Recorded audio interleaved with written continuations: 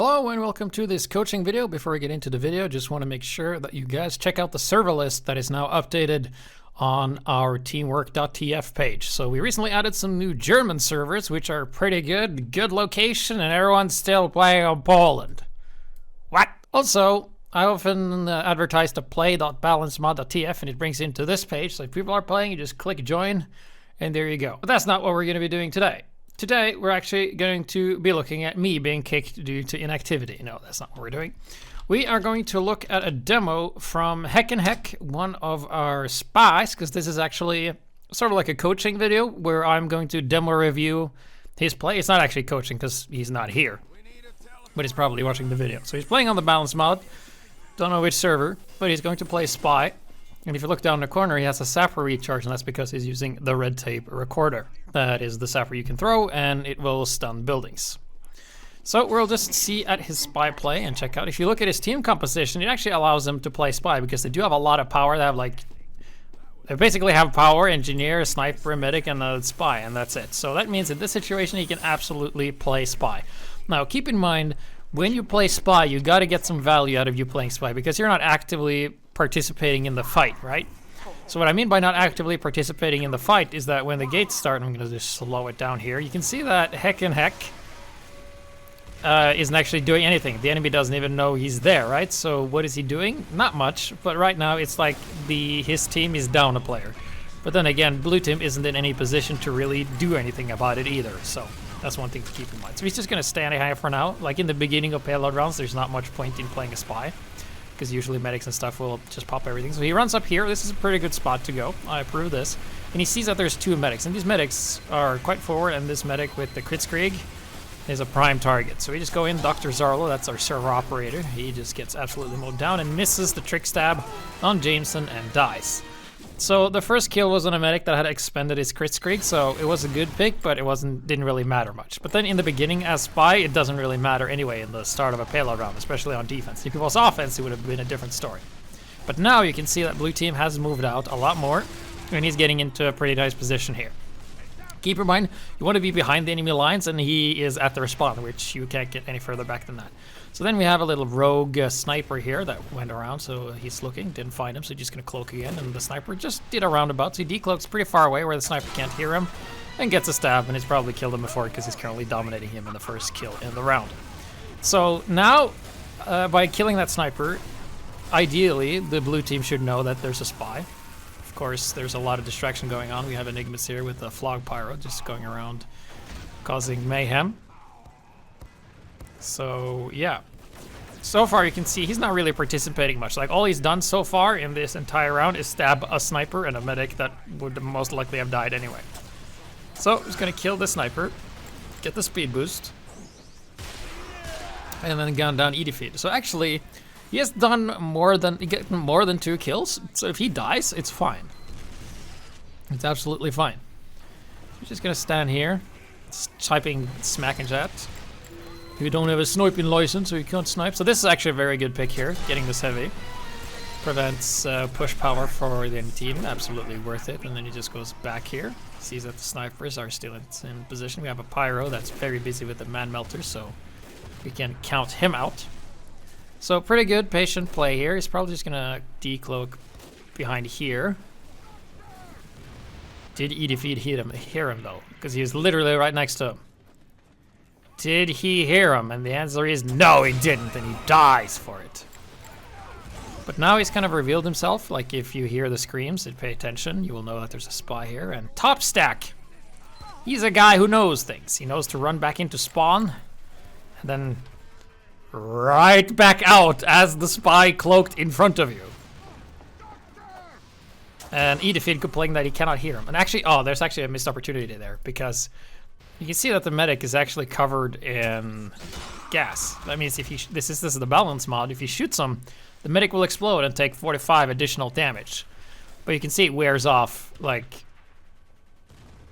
just as he cloaks, right? There it wears off, so the time is over. So he did have a window to do some additional damage there, but just didn't capitalize on it. Because keep in mind when you're playing, like, if you have a standard monitor, like, in size, your active field of view is pretty much the size of this box, right? Or maybe 2 boxes. So my active field of view from where I'm sitting I can actually see this box. So this box from here to here is actually what I can see effectively on the screen and focus, and everything else is just a blur outside, but I can see what's like inside this little square. That's how human eyes work. And of course he's been found out and he's just super dead. But he did get a lot of kills. However, I don't think any of the kills he got actually mattered if the enemies were going to push or not. Because there's one thing you got to keep in mind when you're playing Spy, and there's that there's on a team, when you're playing pubs and whatnot, there's always going to be what we call inconsequential players. And inconsequential players are players that make no difference to the outcome of a fight, even if they're there or not. They're usually pretty bad.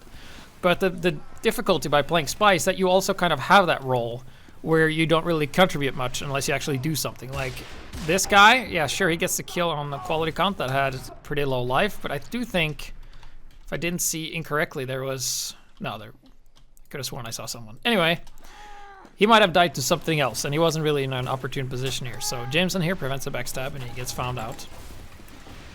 And then he gets the stab. He sees the sniper. So I think Spy is best played if it's a response to something, like someone giving you a hard time. You can see here, like Hecc is just... Like this, he was getting behind the sniper, and then this Pyro, Enigmas, #1 ranked player, kill him to get points. Literally just runs up and kills him, right? While you were cloaked there, which makes you feel pretty useless as a Spy. So that kind of shows that you're kind of in the wrong position if that happens. And here we have a really good sapper throw, where he just kind of throws the sapper and there's no buildings, but it looks cool, and it's to confuse the enemy. Right? It actually confused him so much that he jumped off the edge. We'll go with that. But here's actually a way more interesting position for him to be in, right? Because I don't think the blue team knows it's there. The Pyro's not spy checking. And he has some prime targets here. The Heavy and the Medic are all good targets to kill. And he's just getting into position here. Because keep in mind, his team is down 2 players. So he needs to get at least 2 kills to make up for this, right? So this matters. This is a very good spot to be in. He's been very patient. Goes down. Lands 1 stab. Speeds up. Hasn't gotten spotted yet. Gets a 2nd stab. He still has a speed boost. Misses the stab. But the Pyro died. And then he dies himself. So that was actually a pretty good pick there. He got the Heavy, got 2 guys, and then died himself. So that means he's gone 2 for 1. And as a Spy, I've said this in previous videos, you need to go 2 for 1 effectively in every life. And effectively, I mean, you don't actually have to kill 2 people every time, but you do have to kind of effectively kill people 2 times. And what I mean by effectively is remove players from combat. So if you can get people to chase you, if more than 1 person is chasing you and going away from the battlefield, like chasing after you, you're doing a fantastic job as a Spy. That's exactly what you want. Because in a lot of, you'll see higher tiered matches where players are a bit better, getting stabs is pretty difficult. Usually ends up like this. You get 1 stab, and then you get find out, and then you die, or you just barely escape. In this case, he barely... And then he dies anyway, because he didn't stand in the corner. So that's what we see a lot of, like, I would say, bully Spies do, is that they would just go and bully bad players and just kill inconsequential players, rack up a lot of points, and be like, oh yeah, I'm such a good Spy. But Hecc doesn't do that. Hecc actually tries to go for picks that matters, because normally it's like, well, like beggars can't be choosers, right? You have to go for the opportunities that are presented to you, and that's kind of what he's doing. So here he sees 2 medics. All right, this is huge. This is huge. This is the entire support backbone for the blue team, right?